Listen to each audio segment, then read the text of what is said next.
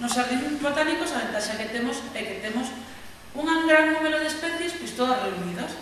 Entón, isto é o mesmo que se pretende realizar cando falamos de un xardín micolóxico, pois que nos puidéramos ter diferentes especies de cogumelos os que puidéramos admirar ou estudar o fungo. Bueno, pois de todo se sabido que realmente o fungo é un organismo que medra debaixo do substrato ou por riba dele e que permanece aí durante todo o ano. É o que se chama científicamente ou que técnicamente o micelio.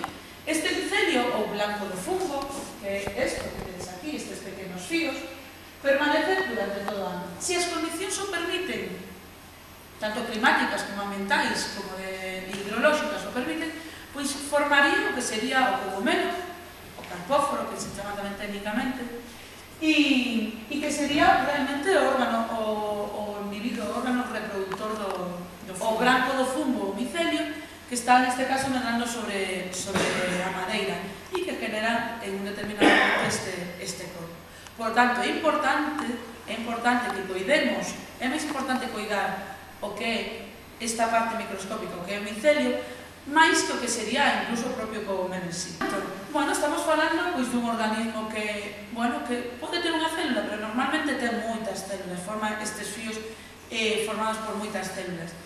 Non teñen clorofila, entón iso, a diferencia das plantas, pois vai facer que teñan que coller, que alimentarse como a nós, é dicir, alimentarse xa coa materia orgánica xa elaborada, non é capaz de fixar o carbono como as plantas.